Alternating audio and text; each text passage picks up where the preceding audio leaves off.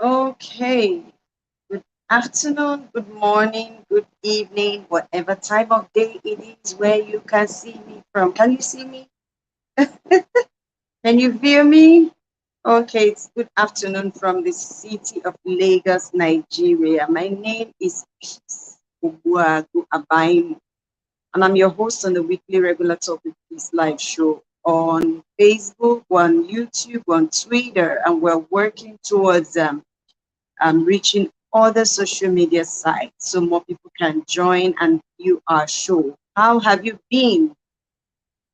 It's been a beautiful 1 week since the last time I was here, where we discussed with Pastor Princeton and Yim on the fatherhood of God. It was an interesting discussion. And if you did not join us live, I would implore you to please look out for the video. It's on our YouTube at Top with Peace, at Top with Peace Live on YouTube. You can also find it on Facebook and I think on Twitter too at Peace of Buying. Okay, so today we're going to be discussing another topic as we are in a new month.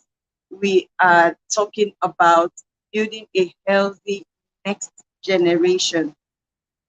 We are talking about building a healthy next generation, generation, yes, generation next. Okay. So as soon as you can find me, as soon as you can see me, I'd like you to do me a favor. Put a thumbs up, put a like in the comment section, in the comment section, put a like, a thumbs up, a love, a heart emoji, and also drop a comment. You can tell us where you're viewing from, and you can just, tell us how our show is being impactful to you. I'd like to hear from you. I'd like to hear from everyone who views our show. How has this show impacted you? It's been over 1 year since we started, and by the grace of God, we've kept at it consistently. And a lot of testimonies come into my inbox, especially on WhatsApp. But I'd like you to share on the show today. How has this show impacted you? What has it done for you? How has joining this show, any of our episodes, how has it impacted either the topic or the guest or the hosts? Tell us how it has impacted you. Do me one more favor. Please do click on the share button on your device. Click on the share button, share on your profile, on your wall, copy the link, paste on your WhatsApp statuses so that more people can join and be a part of our show. And so once again, I have my guest in the house. Okay, so I usually say that my guests join me at about 1:15 p.m. thereabouts, but recently my guests have been joining. Whoa, amazing! Being from Ondo, Iho to Olukoju. Thank you for joining. I appreciate you. This is a big shout out to you. I appreciate you. Thank you so much. Do tell me, how did you hear about our show? Can you please let me know how you heard about the Talk with Peace live show? I'd like to know. I'm so excited, giddy with excitement right now. Because I'm not sure I know this name, but then we're moving and spreading our tentacles so more people can see and view and be a part of what we're doing. Okay, so these days I have my guest join me a little bit earlier, and I'm blessed to know that my guest for today is already seated, so to speak, in the building. And I wouldn't want to waste her time because we have a lot to discuss. 1 hour usually seems like a very long time, but by the time we start discussing, you discover that the time is running as fast as you can think of. Thank you, sis, Sister Adiola Ademilu. Thank you so much. She says doing a great job, please. First time to blowing you kisses from here. Thank you for joining. Thank you, Do Inshallah Shodiko Aya Shodiko one and only. Thank you for joining. I appreciate you. So I'm going to be bringing up my guest right now. Hi, Brother Joseph. I appreciate you. Thank you for oh my goodness. They're all here today. I see Joseph Iboro. I see Bolatito Olariwaju. God bless you all. I appreciate it. This is so exciting. Okay, so I'm bringing on my guests right now so that we'll start sharing. And I do not know for some reasons. Today I couldn't update her info. So please, I hope you will not be offended. Like I always say, if your hands are not too busy like they do in church, put your hands together as I bring all my guests to the show. Okay, thank you so much for joining. Can you please say something so that we know your mic is working perfectly? Okay, good afternoon. Can you hear Good me? afternoon. I can hear you, but the volume is Good. a little bit low. Let me be Whoa. okay. It's not from here. Just wanted to Is it okay? confirm it's okay. But viewers, if you can hear her, do please drop a comment and let's know if you can hear her. She's going to be giving us a brief introduction of herself. I could not upload that information on my laptop, did all I could. But you know, technology sometimes. Oh, okay. So I think the network has got her. Um, Volume is fine. Oh, beautiful. You can hear. Amazing. Okay, so I'll try to add her back so that we can kickstart. Oh, she's loud and clear. Amazing. So I guess it might be from my end. Okay, so we're back. Sorry about the network ups and downs. But everyone can hear you loud and clear. So let's quickly get started because of time. Who is Okay. Ehimien? In of course, in us as brief introduction as you can obviously afford because of time. Okay. Ehimien Yeah. Oruebor is my name. And Okay. okay, who is Ehimien? Basically, what I do, what gives me joy the most is the fact that I work with young school children. I teach children Okay. manners, etiquette, sexuality education, leadership, Okay. and I also coach parents because Okay. hey, is a crazy word. So I coach parents, I coach children. That's basically about me. Okay. Amazing. Good to have you in the house. God bless you for joining. Okay, so Thank you. today we said we're going to be talking about understanding your child. And to the best of my knowledge, you have a new book out titled Understanding Your Child. So I think obviously we might be borrowing one or two chapters from the pages of that book so that we can educate the audience. Okay, so we're talking about understanding your child from the aspect of temperament and nurture. I had a guest recently who discussed with us about understanding your temperament. So, but today we're talking about understanding the temperament of children. How do you study children's temperament? You know, these people just came from out of space. Let me put it that way. Okay, amazing. Okay, someone a Via just said she saw the link on her friend's WhatsApp status and joined from there. Oh my goodness. Mwah, you are the real MVP. I'm so God bless you. Thank you so much. I appreciate you. Okay, so how do we begin to understand the temperaments of children? These are people that just came, like I was saying, out of space, so to speak, and they came into our lives. And here we are, we're looking at them. How do we understand their temperaments? Where do they get their temperaments from? Let's take it from there. Okay, so before Yeah. how do we understand our children's temperament? Before I go into that, I'd like to give All us right. a basic background of what temperament means, because I know Okay. that I always assume that everybody has basic background, but most Okay. times I realize no, it's not true. So I like to quickly throw a bit of a little light on it before I Okay. progress.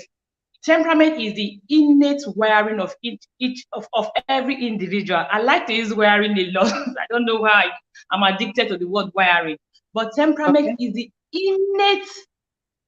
innate wiring again of everyone. We are born blank, yes, like the great philosopher said, but the truth is we are born with certain strengths and weaknesses. Now, this is why you have two children born by the same parents, they behave differently, even though they've been exposed to the same upbringing and everything. Yeah. Even when you have two identical twins, they tend to have characters apart. Now, this innate character, some children, okay, I'll give you a particular example I always like to share. One time I was watching the show, Father Christmas show, we call it Father Christmas here. And there were two children that were going to be presented to Father Christmas. One of them saw Father Christmas and he was all excited. He went on his laps and was dragging his beard. The other one, upon seeing him, started screaming. These are children about the same age. What is the Yeah. difference? Temperament. One of them may be easily adaptable. The other one will be maybe someone who is not easily adaptable. So that is Okay. temperament. Everyone is born with certain traits. That's our temperament. So Where does temperament come from? The truth is, our children get their temperament from either us. It's inherited. It's inherited. Okay. So your kids are going to get their temperament either from you, from their grandparents, from their uncles, from their aunties, from everywhere. They are going to get that temperament from there. So that's where temperament comes from. So how do we understand our children's temperament? There are nine different aspects we look at in children. I'll look at it from my book quickly, or I can just say there are 9 different aspects we look at children. It's more than 9, really. All of them, the way our children react to issues, it's easy for us to know if they are their temperaments. There are 4 temperament types: the choleric, the sanguine, the phlegmatic, and the melancholic.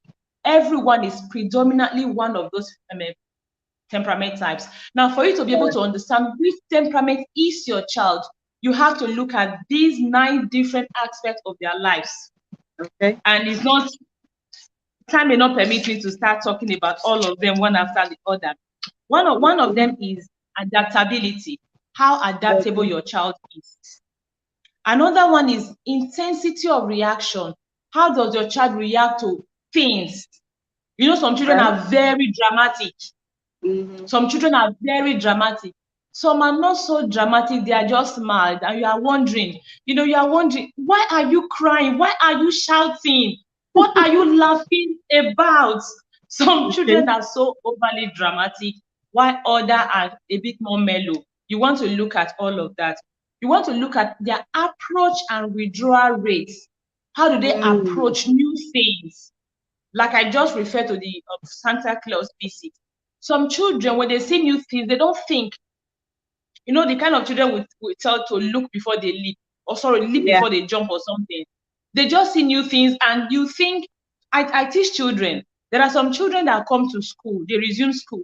The day one they come to school, you'll be wondering. Sometimes I'll ask, because I'm not like an everyday teacher. I teach schools once a week, most of my schools. Sometimes I'm asking, when I come to class and I see the child, I'm asking, when did she join? They will say today. I'm like, whoa. So a new student. She joined this school today. And you will think she's been with the school for the inception of the school. Some children are like that. Their approach and withdrawal. Why some other children, a whole term, they are still not mixing. They are still trying to understand. Even those children, they are calm in class. When you see their parents will tell me, my child, she does this at home, she does that at home. And I'm wondering, this your child that doesn't say anything in class. Some children are like that. So you want to look at these factors. You also want to look at how persistent your child is. How persistent. You know, some children are very persistent. They don't take a no.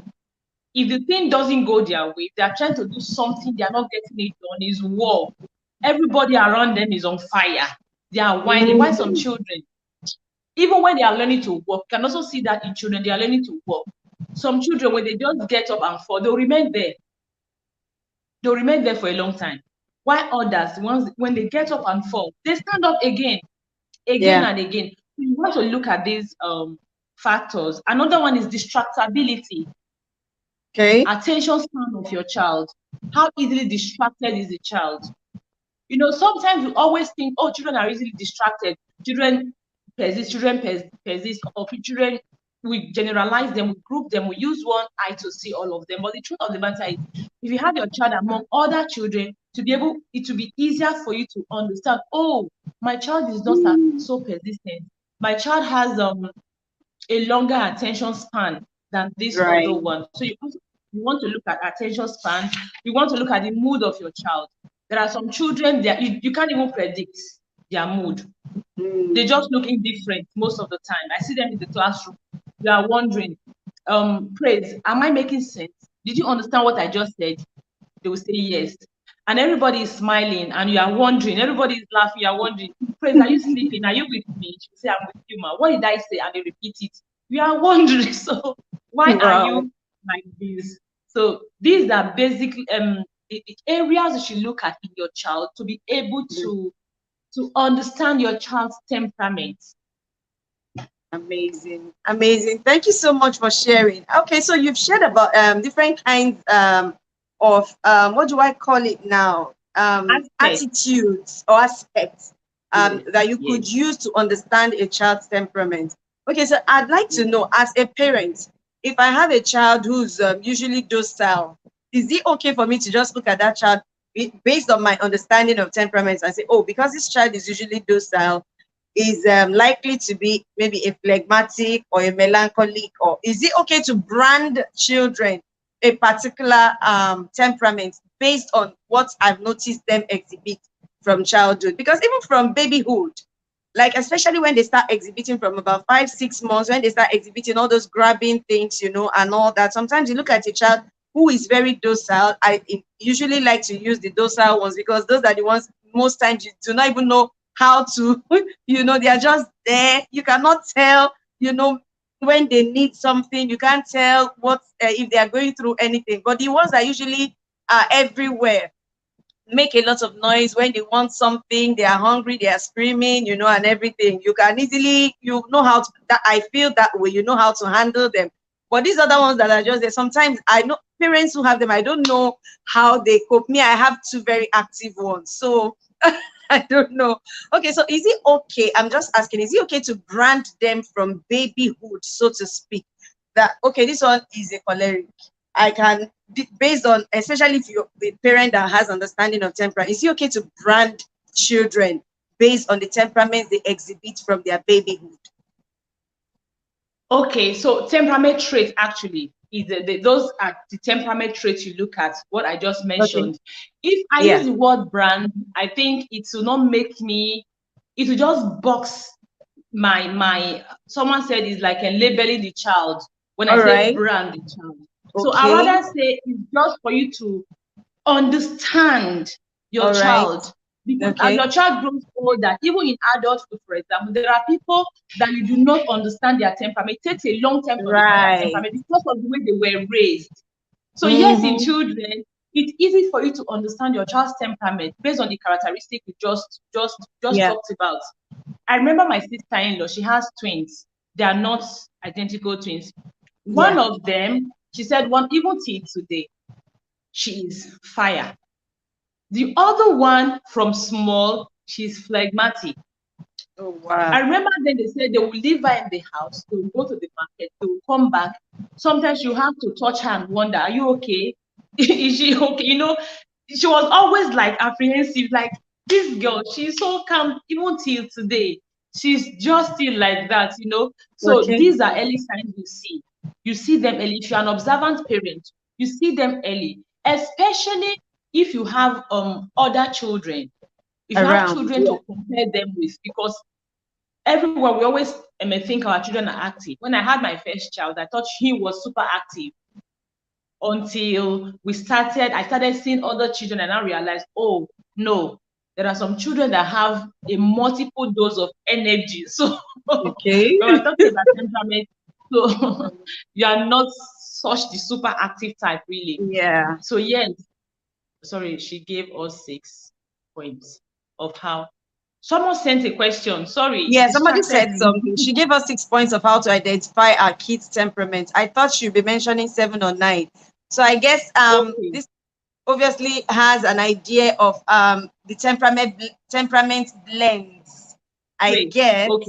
Yeah.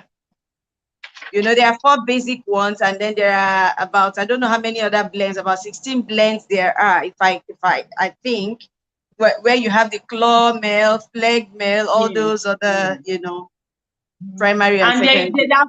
There are 4 basic ones. There's a 5th one. There's a 5th one. Oh, please but what tell us she's about referring it. to. Okay. So let me quickly take our question before we forget. Okay. I mentioned adaptability. The temperament trait. There are 9 temperament traits. There are other traits you can also look at. So there are 9 temperament traits. There's adaptability. That is how adaptable your child is. Even individuals, you go to a place, it takes a long time for you to adapt. you know, how adaptable. And when you have adapted, then how easy is it for you to want to like leave that place, like your comfort zone? When you have adapted, it becomes your comfort zone. You see some children, they go to, they go to school, they go to a boarding school, and they come back, they are whiny, complaining, I don't want to go, I don't want to go back, I don't want to go back. And you know, parents get confused. Is it that my child is trying to send me a message? Is it that my child is struggling with adaptability? So you need to understand your child. If your child is not the adaptable type, they may spend 1 term, 2 term, or 3 term even in the boarding house, they are still going to struggle, because there are some people that struggle to leave their comfort zone. So if you have a child that has lived with you for like 11 years, maybe your child is going to secondary school at 11, your child has lived with you at for 11 years. So you have become your child's comfort zone. So when your child goes out there, for the child to adjust, to adapt is a problem. Yes. But so you have some children, they go there, they come back, and no big deal. They just, you know, smoothly. They flow seamlessly. No big deal. So adaptability. So one of the traits is adaptability. The other one is intensity of reaction. How these children react. I have an uncle. The story made it to my book. Even as an adult, my grandma told me his story, his childhood story, because I grew up with my grandma. My grandma told me his childhood story. So even as an adult, when you hear him laughing, you'll be wondering, Uncle, what are you laughing about? And he tells you, and you are wondering, what is funny?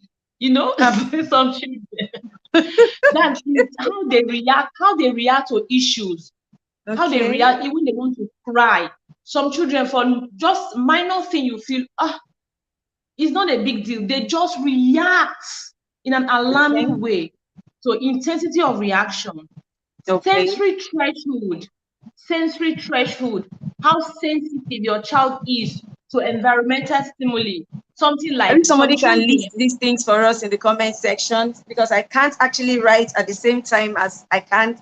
So that if someone can help us list these points in the comment section, it will be helpful, so that other people who are joining can also benefit from it. Thank you. So sorry for cutting in, ma. Please go on. I'm enjoying this. I talk very fast, so I think I should learn to bring it down. I talk very fast. I'm learning to talk slowly.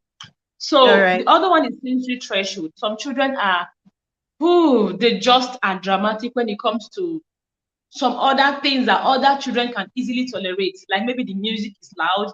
They are saying, you want to burst my eardrum. They just don't like that noise. Even when babies are crying around them, they are irritated. So sensory threshold is one thing. Some children, they'll tell you the light is too bright. The light is too bright. The light is too bright. You know, even some adults, they'll tell you the light is too bright. I can't sleep with light on. You know, a lot of things like that. It may be their temperament, sensory threshold. Even some children, you wear them a shirt, they'll say this shirt is itchy. You are wondering, what is itchy in this shirt? So they exaggerate things a little more than other things, other children. So that's sensory threshold. That is the third one. I've mentioned adaptability, intensity of reaction, sensory threshold, and approach and withdrawal. That is how children approach new things, new environments. There are some children, for example, if they are meeting new people, they don't meet them eagerly. Some children will say, Mommy, this is not the person I see in the picture. They're already touching that person, playing, seeing things, touching and everything. Why some children? Okay, a practical example would be when you go out, when you take your children for birthdays, parties. You know the excitement they feel at home. You expect them to dance. So when they get there, they are coming to sit near you. You are wondering, your mates are dancing, your friends are dancing. Why are you not there? You know, those kind of things. They are just children who don't approach things easily. Some children too, when they see new things, they are afraid. Maybe their friends are doing things and they see the thing. Before they go and touch that thing, they think twice. They are afraid. But there are some children, once they see someone is doing that thing, they are doing it already. You have to stop and tell them, look before you leave. read instructions, watch, pick a cue. Some they don't even bother. They are just going. Their head straight before they think. While some they take their time, they are hesitant, they want to show it's safe for them, they want to show, that's the first one, approach and withdrawal. The fifth one is persistence. Persistence. Persistence. Right. Persistence. How your child goes on when they have something to do.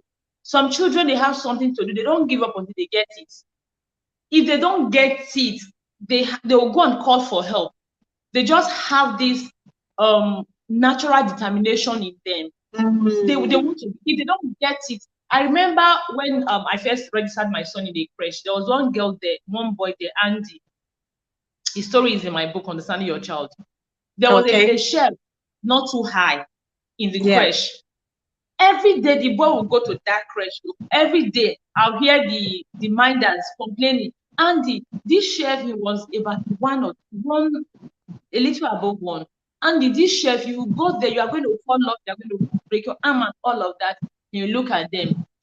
One day when I got there, they told me that, Andy eventually climbed up to the shelf, the top. I said, whoa. He didn't give up. He kept, each time the minders were away, he will climb. He will climb. That was why he climbed to the top of the shelf. They got there one day, they saw him on the top. He couldn't come down. He was looking down. Because of it, they had to remove the shelf from there. They had to remove the shelf from there. So, and I was like, if the parent of the boy if he had fallen and broken his arm, it would be a problem. So, one of the reasons I always tell parents, cut the school some slack. Because it may not be the teacher's fault entirely. It may be your child, the energy, just the way your child is. So the other one is persistent. How persistent your child is when they have something they are doing, they have a task. Do they easily give up? Do they go on and on until they get it? Do they easily get frustrated? That is persistent. Go on, please. I'm with you. Okay. Now the other one is distractibility. Distractibility. The child's attention span. Right. The child's attention span. How long is it? There are some children, even that is why there are things you cannot really separate temperament from your child's learning style. Right. Distractibility. Some children are really highly distracted. They can't stay still for 5-10 minutes. Okay. They can't stay for a long time. While others, they can actually listen. Like the melancholic, for example. I'm getting noise. I think your my earpiece. Is it still noisy? It's better now. Okay. It's better. I think like for example, the melancholic child, they are not so distracted. They can actually stay still. They can, because firstly, they are auditory learners. Many of them, they are auditory learners basically. So they can actually they are not fixated at auditory learning.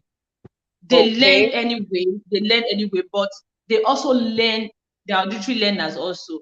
So like the sounding child, for example, it's hard for them to stay seated because they have energy. They want to let out that energy all the time. They want to do something.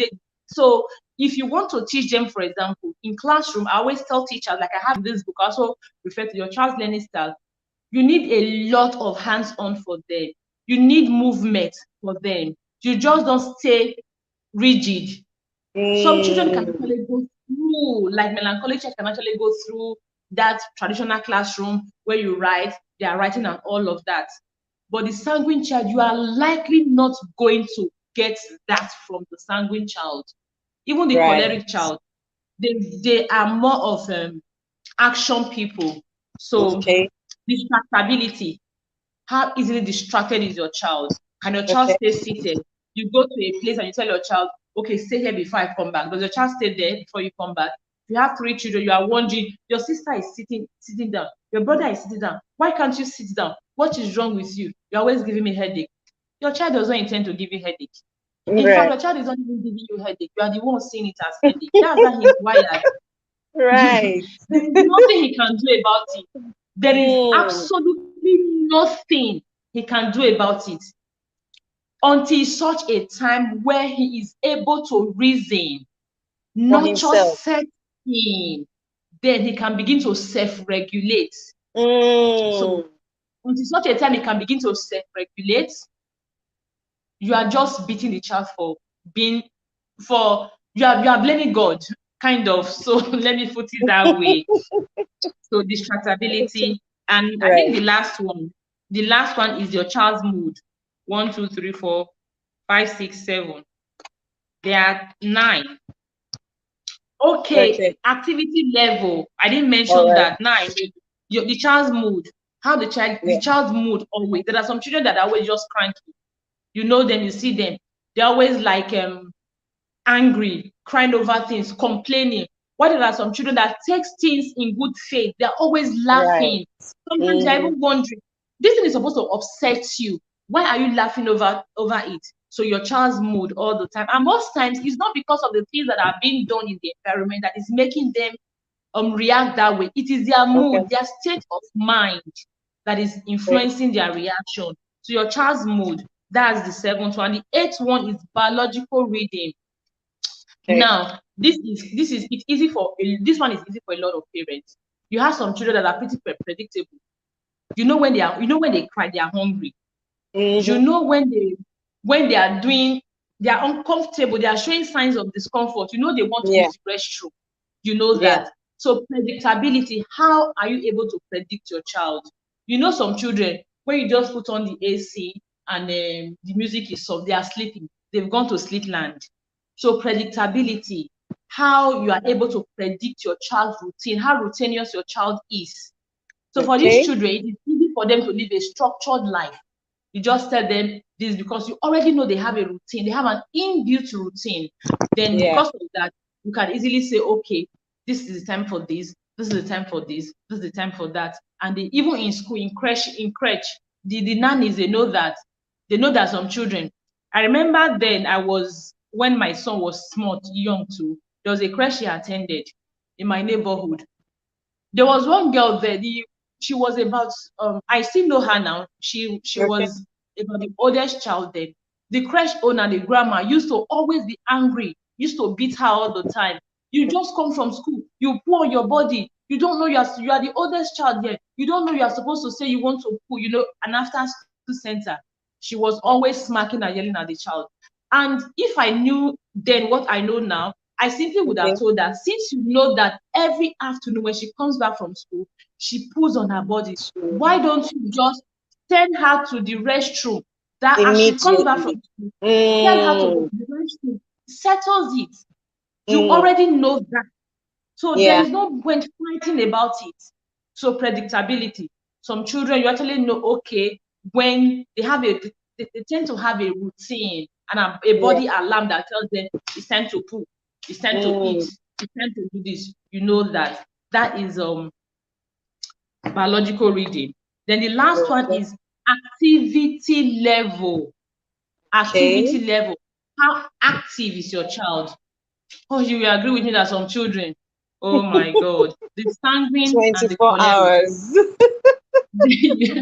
Non-stop. Do they ever get tired? Non-stop. No, they don't ever get tired. At all. I was in a group one time. This is one of the reasons I always shout that every child is not the same. And I always tell parents that even me that is talking to you about parenting, you don't have to swallow everything I'm saying, hook, line, and sinker. You have the child, you know your child. I was in a group one time and the parents complained that I think she has 2 boys, that they are always knocking down things in the house, always everywhere. Because of that, her husband, a mom complained, her husband is always blaming her. So she's always having issues with her husband because of the children. They spoil this thing. They're not treating these children well. They're not behaving well. So someone just told her that, Madam, you need to connect more with your children. Connect with your children. I was going to waka past, like we say on social media, but after a second thought, I was like, this is the issue we have with parenting. Now you are telling this woman to connect. It is not every behavioral issue that connection can fix. Connection is key. It it fixes problems that come with lack of connection. It is not every problem that comes with lack of connection. Some problems are personality traits, a temperament trait, sorry.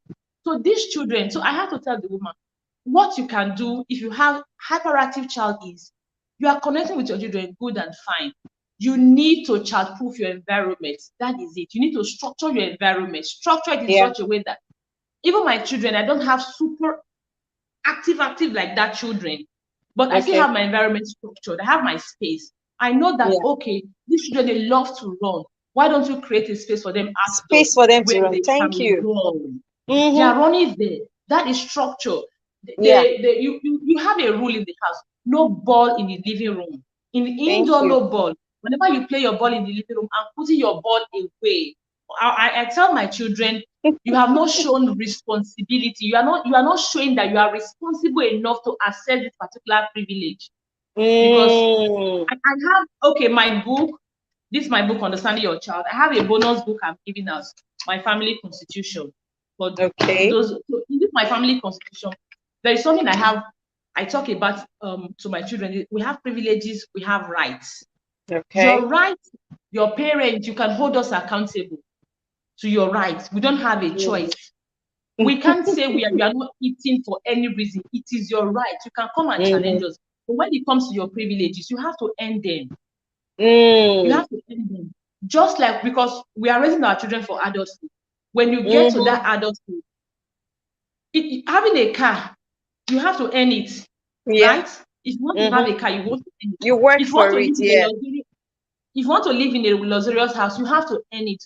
So those rights you have, they are your right to demand them. But you see those privileges, they are not your rights. You have to prove that you are responsible enough to access those privileges before you can access them. So playing football, for example, is a privilege. So if you prove to me that you are responsible enough to play football, I'll give you your football, give you your boots, give you all your kits, go and play your football. But if you do not prove to me that you are responsible, you come to the living room to play, is a proof that you're not responsible enough for you to play. So I'm taking it away from you. So I told the parents, that is what you do to your children. Structure your environment, child-proof your environment. Where is your play area? If your living room is your play area, then remove everything that can be broken. That can be broken. Oldest child is 10. My oldest child is 10, for example. I almost don't have glass cups in the house. I have these fanciful plastic cups. Except when I have visitors, I bring out my glass cups, they drink with them, and I return them. Everybody in my house drinks with those fanciful plastic cups. Why? Because I know that they are going to break. They keep breaking. So, and I keep buying them. Replacing. So for me, yes, and I have children who will not grow up in the next 1 or 2 years. So why am I hurrying to? If you come to my house, you already know I have children. You know what I represent. You know what I stand for. So I'm not going to, because I want to please you, I'll come and put a glass table at the middle of my room. In the middle of the living room. And then they break or something, and I start having. And then you start screaming and spanking. Already you know what to do to stop that. So why give everybody a headache? Amazing. Oh my goodness. I don't think you're leaving in the next 20 minutes, so we still have a lot to talk about. Okay, because let me quickly ask this question so that it will help. Okay, because you talked about some traits of some of those temperament traits, especially the one when you talked about some children that you can already predict. I'd want to ask, some of these traits that they exhibit at childhood, can we use them to maybe forecast what the child would look like in the future, or do some issues, some other things come to play in their lives that change their personality traits? I don't know if you get this question. Absolutely. Okay, of course. Amazing. Now, this is where understanding your child's temperament comes in. Yeah. Okay. I don't know if this illustration will help you understand better.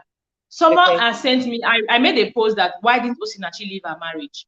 I don't know if you saw that. I did. Someone actually asked me, for a long conversation with one of my mentees in PAC. I have a community, parenting accountability community. Amazing. On Facebook? No, it's a WhatsApp group. It's a subscription group. Okay. You Okay. register for it, you subscribe monthly. So it's a group where parents will come together, we'll set our vision, we learn every All day. right. So she asked me, Okay. why didn't Osinachi leave her marriage? And I said, we a lot of us, most of the time, what we do, we judge people based on our abilities, based on our strength and Right. capacity. But forgetting that we do not have the same mental capacity. We do not. A lot of people today do not have the mental capacity to leave their marriages just because they are married to relatively a good man, and they will Okay. stand up and say, if it's me, I would have left. No. Nature, which is temperament, has a role to play. Nurture, which is the way a child is raised, has a role to play. Now, to your question, when you see this trait in your child early, you know that, okay, my child is a child that is docile. Let me go back to you using the word docile. My child is a child that is docile. Now, you begin to look at other traits. If after analyzing other traits, unfortunately, I cannot help you analyze and marry the traits together to be able to now tell you what this temperament is. So if you get the book, Understanding Your Child, you can get all of that. Easy for you to understand your child's temperament. When you're able to marry these traits together, you realize that, okay, my child is a phlegmatic. Now, what are the innate weaknesses of a phlegmatic? You are looking at the innate weaknesses of a phlegmatic. I'll tell you, my definition of successful parenting is a parent who is able to help his child balance his strengths and weaknesses at the end of the day. Because what we want is to raise successful children. And your child can actually, we can actually say we are successful when we can balance our traits and weaknesses to where we can easily succeed in the different dimensions of life. It's not just when we have money. There are some people. One day I was driving down the road and I carried one man in my car.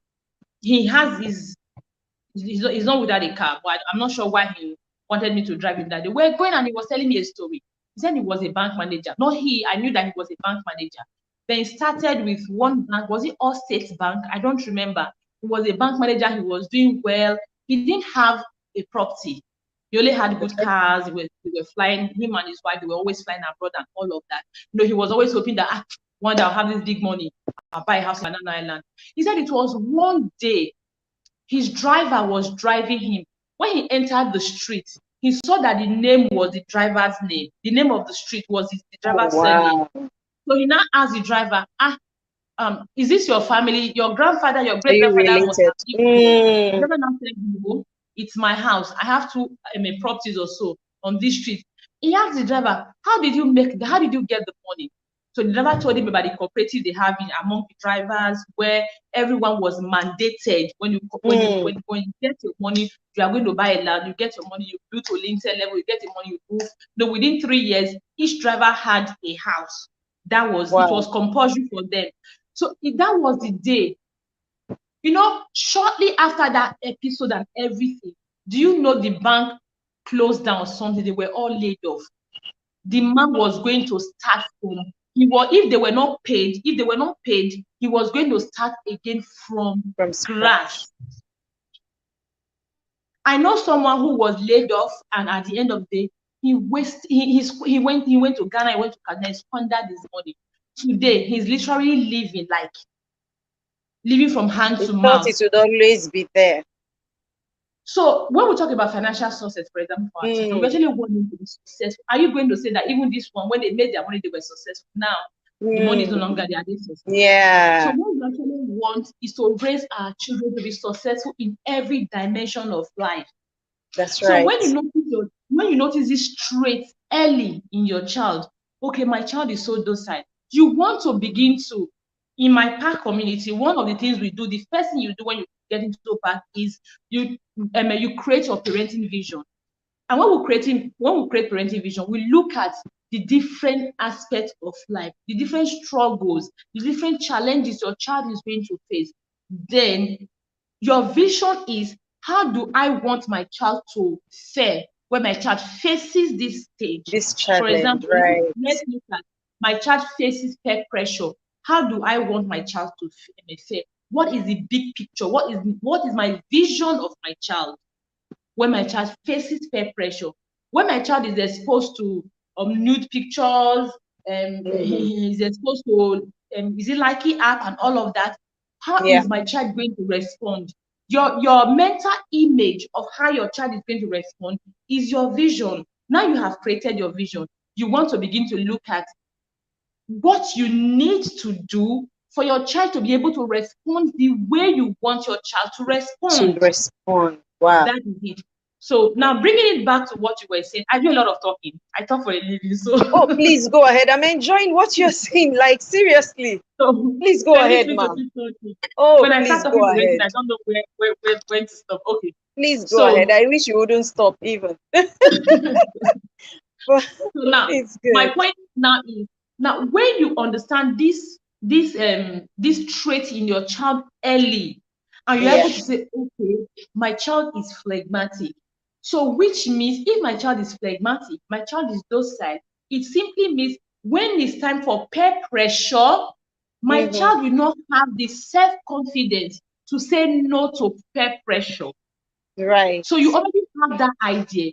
Then you begin to ask yourself, what can I do to make my child more assertive? What can I do to make my child more self-confident? What can I do to teach my child to be able to give a no and mean a no? So until you understand your child, you may not be able to create your vision holistically. So you may just be one of those parents who, somebody throws an idea on Facebook, don't smack children, you get hope. Okay, I'm not smacking is not good. Somebody says smack, if you don't smack, they don't have factory reset, you run home, oh, I need to smack, and you jump the same reason I say you don't need to take what I'm saying. Understand your child and understand your child. Create your parenting vision. Understand that there are phases, there are different phases in lives of children, of adults. Because it is not about today, tomorrow, 18 years. That's how and the number of years you have. Maybe your child is in university, depends on you, 21, 2 years at most, 23 years. Let me use what we say, 25 years. Your child leaves you and goes. We just buried my father-in-law the other week. The other week, buried my father-in-law. He lived 85 years. So imagine if your child lived with you for 25 years. Then on the remaining 60 years, your child is on his or her own.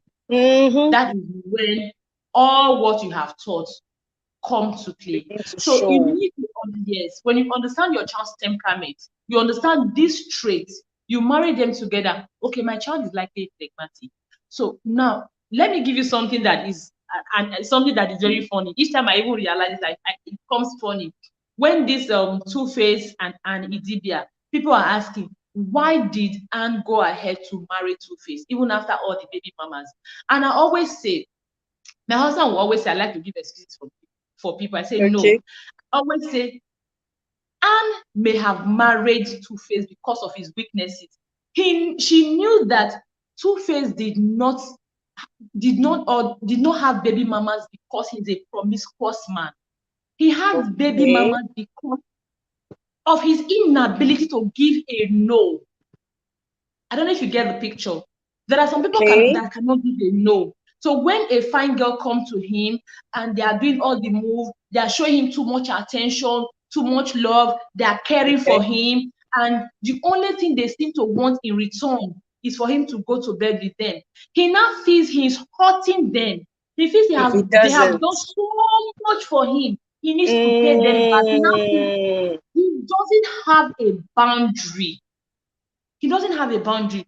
So when because he doesn't have a boundary, it is easy for them to come and want to blackmail him after all I've done for you. Or, they just he feels this person loves me so much. If I don't do this with him or her, how will she, see, I don't know if you're getting my picture. At the end of the day, he sleeps with the woman and that one gets pregnant. Another one comes again and does the same manipulation because he's manipulatable, manipulates him again, and he falls. Before he realizes it, he's having 5, 6, 7, 10, 20 baby mamas. Not that he's promiscuous. He may even be somebody that doesn't even have the the self-esteem or the confidence to even approach a woman. He may be that kind of person that cannot even Right. approach a woman. So women see Right. all of that. So for the wife to have gone ahead to marry her, maybe he's not a promiscuous man, he's just a man who cannot give a no. She knows that and she feels okay. Now that I'm here, I also use that manipulation to have him To stay, control him and to try to control control him. him. That is it. So it is important. Once you know your child's temperament, you are going to begin to look at the future. How is your child? What is your child like? How is he going to react? Most likely react in this particular situation. When your child Yeah. faces peer pressure, how is he going to react? When your child is married tomorrow, how is he going to react? When your child gets a work tomorrow, becomes a boss, becomes this, you are going to want to Sorry. be able to, thank you, ma'am, look at how he or she is going to react. Then you Yeah. want to raise them to come out the way you actually want them to come out. Remember, even the Bible says that we should raise up a child the way they should go.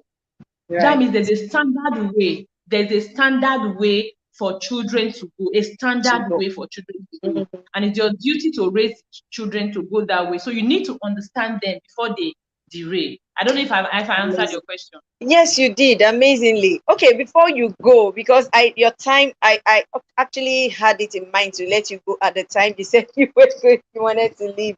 But I have this question because in the post I put up to advertise this show, I mentioned the story of what happened at one of the schools here in Lagos.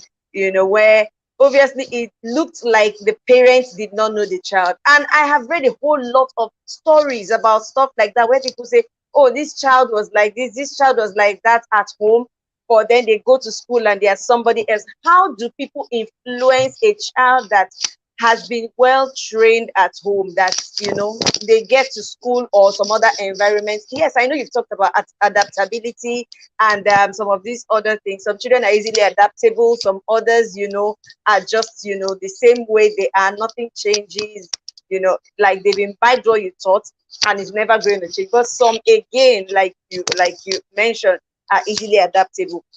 Bringing it home, because I like to I like that you kept it practical all the way. So bringing it home to this particular incident that happened, I have a growing child. I have, of course, I have a 10-year-old, a boy.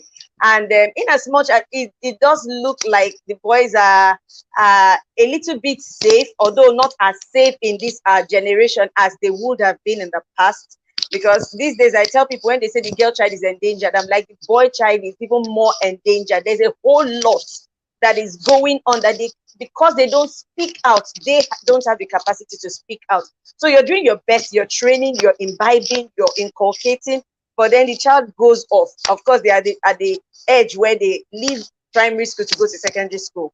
That fear is there somehow. I'm praying, I'm training, but then at what point do they go out there and then the nature, okay, no, the nurture out there now goes to change what you have done to bring up your own child? Okay, so Yeah. funny enough, this particular example made it to Yeah. the book. There was a Okay. story that went viral one time of a girl that went to school, that went with doing the Malian. I'm a Malian, kind of. I don't remember if Okay. you remember the story. You Yeah. ever read the Yeah. story of the girl that went to school with that when she gets to school, she will remove her pants and all of that. I don't know if you ever read the Okay. story. I'm not sure I did. It made it here. And Okay. one of the things I said is, okay, I'll give this illustration I usually give. If you have Okay. a reunion in school, let's say old school, old Yeah. school, come Old together and girls, meet, old boys. old girls.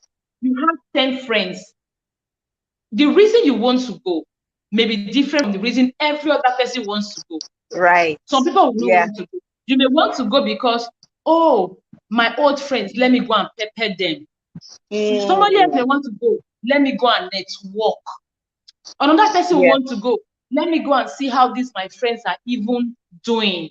Let me go and Now. see this one that used to Mm. cover her book during exam. Let me go and see if she has bought a How house in Banana successful they have become now. Beautiful. So we Yeah. all go, attend for different reasons.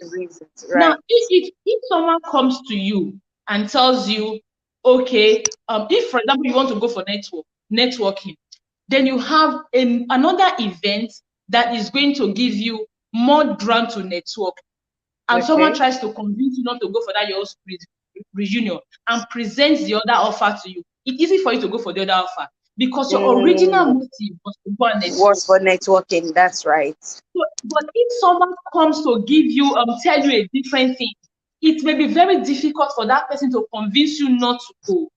If you want to go and pepper them, they say there is one party going on for so many other things, pepper them party. To be easy for you to say, let me leave all this my old school and go and pepper the rich people that need to pepper. So my point is, there is The always analogy a is motive. well understood. That's right. That's There right. is always a motive for our behavior. There is always a reason for everything we do. And That's right. the truth of the matter is, our motives are influenced by our temperament.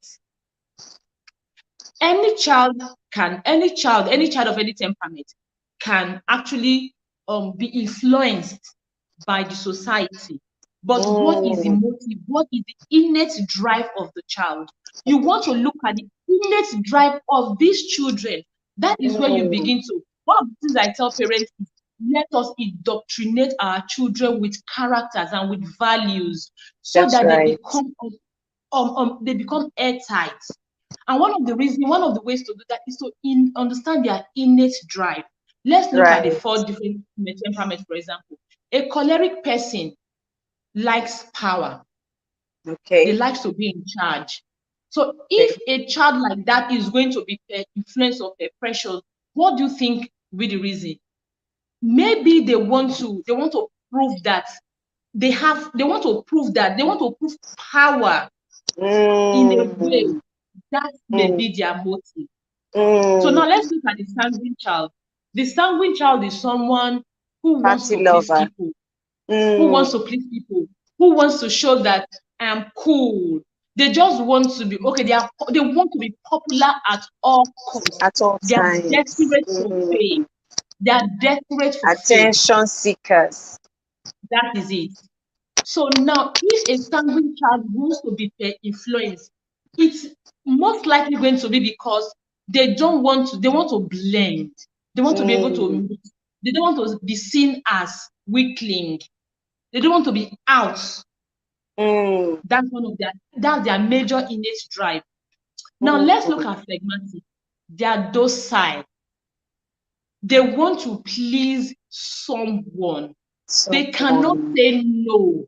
So if they are going to be influenced, it is because someone is telling them, everybody is doing it. They want to please their friends. They don't want to be seen as, they want to please their friends. They want to do what their friends are doing. They want to do all that to You don't want cover to be their the odd one out. Yeah, to cover their self-esteem. So let's look at, so that they don't want to be victimized. Okay, I don't know how to put it. It's like a typical phlegmatic child that is not being nurtured right is the kind of a child that will come first in class. They don't want to show off so that their friends will not feel offended. I don't know if you get the picture. Well, I do. Their friends will not feel offended. So that is one of the reasons a phlegmatic want to be influenced. Because if their friends are doing a particular thing, they are not doing that thing along with their friends. To not be as if they don't want to offend their friends. They want to do it. Now let's look at melancholy. These children are supposed to be very good children. But most times they want to do things is because many times they want to rebel. They do not, another thing is they do not understand. Like in my impact yesterday, we're talking about when we're talking about this Chrisland issue. So one of the questions I asked, I didn't want to mention the name of the school on my show, but it's okay. One of the questions I asked them is, why is it a no for a 10-year-old to have sex? Why is it a no?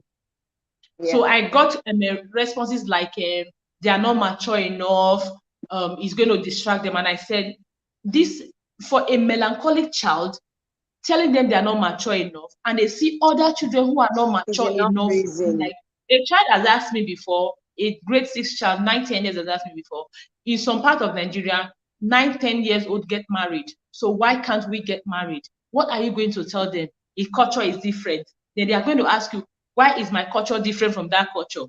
What does it mean? So your melancholic child is not convinced. If your child is not convinced, you have not been able to convince your child. If your child is not convinced, your child is likely going to be influenced. But once that child is convinced, it is difficult for that child to be peer influenced. And one of the ways one of the ways this child cannot get convinced is if you are living a double standard. And the truth is, we do not realize we live double standard most of the time. You tell your child one thing, you are doing another thing. In our everyday life, we do it. I always ask this question: why is it that Mary Amaka, who grew up in the village and saw her mother tying her hair and wearing frock up and down, when she gets to school, she wear bikini and she will tell you, I'm a funky Christian? Or why is it that Aminat, who saw the mother wearing this jalabia, or what is it called, hijab and all of that, once he gets to campus, she's wearing bikini and calling herself a funky Muslim? Because they were not convinced. They were not convinced. Christianity is a total package. It's not about just dressing. Because you take your child to church, you are teaching, your child is hearing all the doctrines of maybe don't lie, don't do this, and then you are lying at home. You are not convincing your child about that thing. So just like you are telling your children about all these porn and things like that, and you are watching them, you are not convincing your child. It's just like you are bullying. You are telling me that I have because I'm an adult, I have a right to. You don't have a right to. And so when the child is away from you, you are not watching, then he or she has a right to. So most time we live double standard. Now, if your melancholic child is not convinced, they are going to go out there. They don't even need peer to pressure them. They just need to see, oh, this particular thing. They are going to go. A superior argument out there. One of the things that happen is, like I was telling my park community yesterday, is we need to begin to program our children's mind, because the heart is fond of what the heart sees. Once they go there, they see someone that has this thing, someone that is exposed to this thing, and the person tells them, they want to see it the first time. They are curious because you have told them no. So they're now wondering, why is she saying no? And she's watching it. They are curious. But when they see it the first time, they see the second time, the heart is fond of what the heart is exposed to. See the second time, they become even more, they become fond of it. And before you know what is happening, they are addicted to it. So I don't know if I've been able to answer it. So one of the reasons you don't know, man. Honestly, it's because of their innate drive, their innate motive is responsible for how we react generally. So when we want to parent our children, we want to look at our children's temperament and what is likely going to be their motive. That's motive. Right. If your sanguine child, the motive of your sanguine child is because of acceptance, because of popularity, because of fame, you always want to be noticed. Just like you said, attention, yes, star of the moment.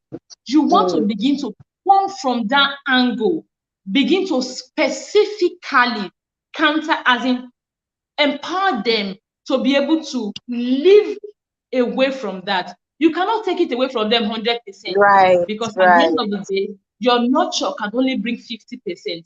But you will agree with me that 50% and the other 50% is a fine balance.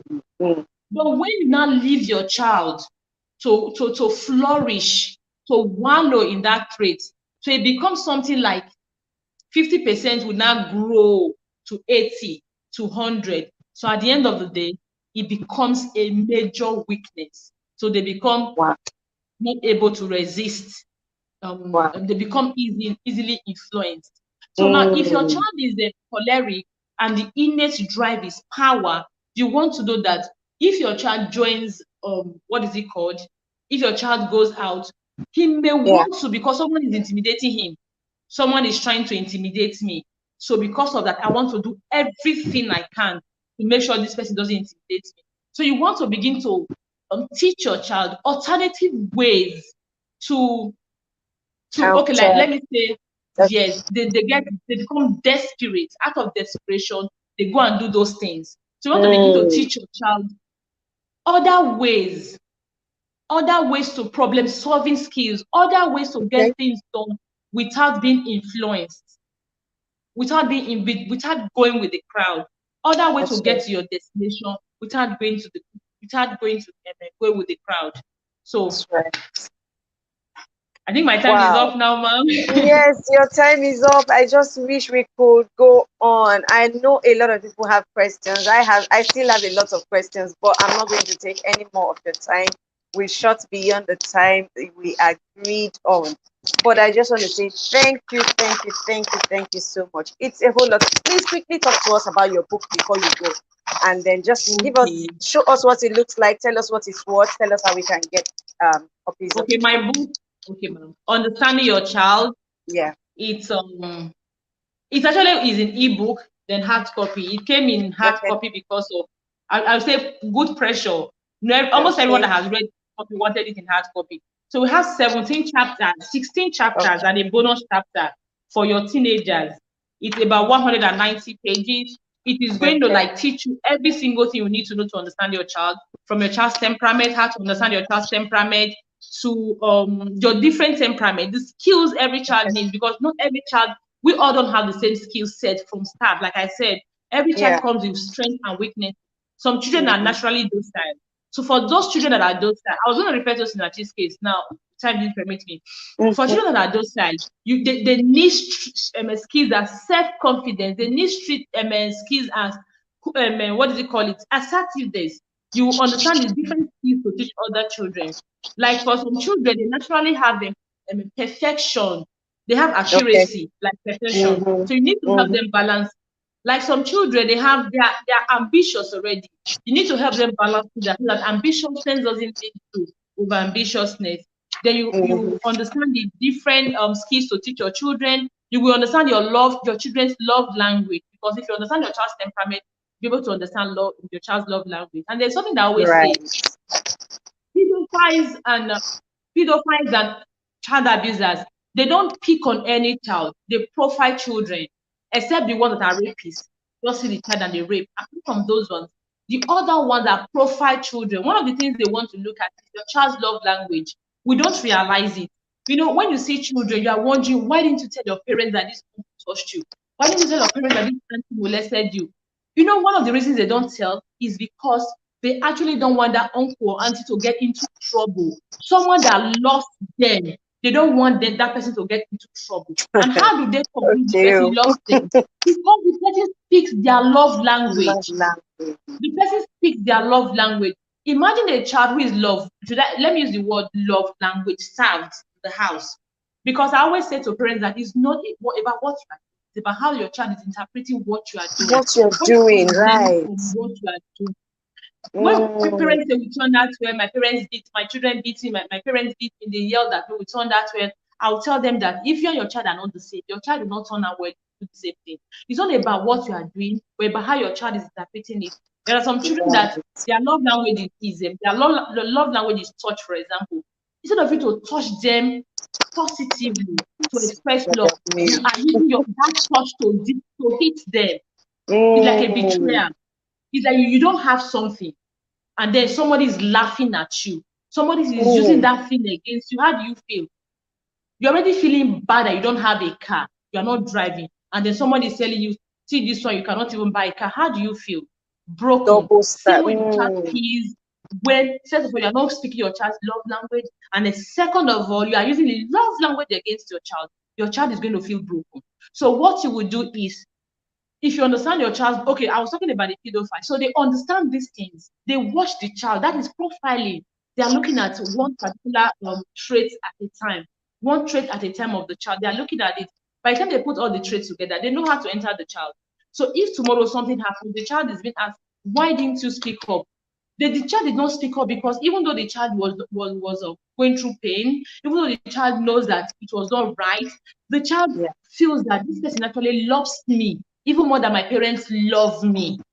So Wow. I don't want this person that loves me to get into trouble.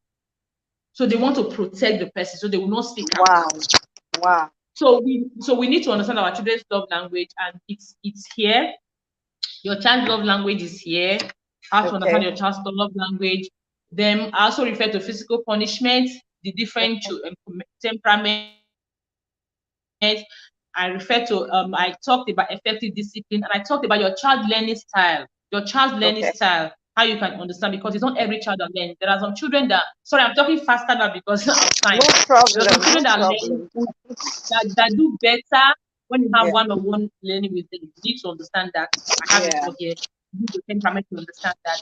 Then lastly, I have a siblings rivalry, because temperament play a key role, a great role. When I was growing my grandmother's oldest daughter and the second child, they even till now that they are grandmas themselves, they don't still agree. They have never agreed. They still don't agree. So when I asked Wow. my grandma, why do your children not agree, these two children? My grandma said, these ones, the fact that they set their eyes on themselves, that's when they started fighting, you know. Wow. So temperament is when we talk about a lot of factors that affect sibling rivalry, temperament is a key role, is key. Wow. Because some children, their temperament will make them do the things they do, while the other one, the temperament will make them react. So when your children understand temperament, the extent temperament can go, you'll be able to know how to help them balance. So I have sibling rivalry and how you can foster keeping bond So despite how temperament. much Then I have and a where can bonus. we get? Okay, we have copies in Lagos, Port Okay. Harcourt, Delta State, and Benin for now. Hopefully, we'll have copies in all other states too. Then we also have my family constitution that you can also use. That a bonus I'll give is an ebook, but I have it in my. You can see my own is already squeezed. It's what I use in my family. I have it print my own. It's an ebook. You print it. This is a bonus I'll be giving to you. If when you buy Understanding Your Child, it has your family values. It's not for you, it's for me. It's my family constitution. So it's going to So you can guide create your you. own from it. Absolutely. Because my Amazing. values and your values, they know with the same. So I have my values, I have roles and responsibilities, I have consequences, I have the part that I use a lot is the part of rules in the house, rules and consequences. Basic like laws in the family. If you do this, you have options. Do this, you do this, and all of that.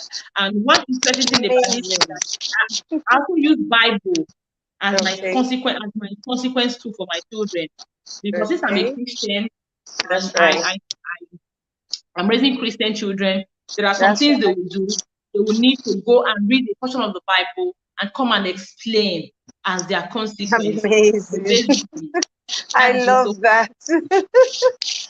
Amazing. Thank you so much. Ow, God bless you. God bless you, ma. Please help me appreciate this amazing woman. Thank you so much. So how much is the book, the e and the hard copy? Okay, it's for this week. I unveiled it this week. So for this week, it's 2,000 naira. For the So from next week, no, it's not the e-copy. For the hard copy. My family constitution, I give you as a bonus. Okay, so but how much is Understanding Your Child? 2,000 naira. Okay, hard copy or e-copy? Hard copy. Oh, amazing. For anyone, hard copy, e-copy, 2,000 naira. Okay. Okay, I definitely want one. I definitely want one, Biko. All right, ma'am. So if people want them, they can either go through me or follow you on social media. Your social media handles now. Ehimien Oruebor is my Facebook handle. On Facebook. Then Instagram is beyond underscore etiquette. Beyond underscore etiquette. Okay. Yeah. Then Twitter, I think I just opened Twitter the other day. So I just opened Twitter the other day. So it's Ehimien O. Ehimien O. So all right. Links. I'm also on links at Ehimien Oruebor. So Okay. Thank you so much. In fact, I'm speechless, but I appreciate it from my heart. Thank you so thank much. you. God bless you. Thank you, ma'am. You've been a Thank you. huge bundle of everything you can think of, both for parents and children right now. God Thank you, bless ma'am. you. Thank you so Thank much. Okay, so I'm gonna let you go now so that you can go round off with the things you need to do. God bless you. you. Love to your Thank family. thank you. Thank you so All much for right. having me. Thank you. You're Bye. welcome, ma'am. Whoa. So we're beginning to get into the groove of things. This is just the first episode on what we're talking about for this month. Building a healthy next generation or generation next, whichever one you want to call it. And today we've talked about understanding your child. And this woman has sparked fire, as in you need to understand those children in your care. You need to understand them, the ones around you, not just your own, the children around you. I was telling someone, some people recently that on YouTube, I had to tackle an Oyibo, so to speak, woman who was asking, why should someone ask, why should a stranger talk to my child instead of me? And I just, typed my response. I'm like, because your child, whom you're not raising well, from my point of view, would soon get to interact with my child or other people's children who are doing a whole lot of job trying to raise theirs right. So please do your due diligence to understand your child and impact and inculcate in them values that would help them become better citizens in the society because they have other people to interact with. So for parents in the house and parents to be, grandparents, uncles, aunties, you have children around you, please take out time to understand the children around you. Don't just profile them, label them, brand them. Oh, this one is whatever, and maybe just write them off. Look for what you can do, but a positive word of affirmation, a correction in love, and try to understand them before you even put all that out. Okay. It's been a whole lot. I do not even want to add any more to it, and we've shot past our normal 1 hour, but it's been a productive 1 hour plus, I must say. Yeah. Let me quickly read 1 or 2 comments. I wish, can I? Okay. Okay, so Gordon Word Link says good topic. Um, okay. Balatito says, wow, nice one, I guess. Okay, I have Adela. Okay, we've been through that. I have Mama Wakwe Joyce. She says, you're right. Jessica Fabio, thank you for joining. Debbie Emiaso says, hello. Thank you for joining. I see you. I see you. I see Adebimpe Afolabi says, thanks, Adiola. Okay. I see Christiana Amba says, please go ahead. Mwah. Thank you for joining. I see Auntie Choma Omeha. Thank you for joining. Mapizo giving us the clap emoji. God bless you. Doinshala Shodiko says, well done. Deborah says, well done, Ma. You are very much appreciated. We so much appreciate you. Thank you so much for today. Thank you, Sister Diola. God bless our guest. She did a good job. Really enjoyed it. Well done. Peace. God bless you too. Thank you. Amen to all that. God bless you. Thank you so much for joining me. You made it worthwhile. By the grace of God, we're coming back next week. I'm hoping to bring a guest who will talk about the spiritual aspects of nurturing our children, or we'll bring someone who's going to talk about the health aspects of nurturing our children, their healthy living and all that, either a pediatrician or a children teacher, because of course Christian children teacher who's going to come talk to us about the spiritual or their health aspects. So whichever one comes first, but we're going to deal with all that this month. Okay, so thank you so much. Yes, I see Uncle Joe. Thank you. What's your time? I appreciate that. God bless you. All right, so I'll be calling it a day here.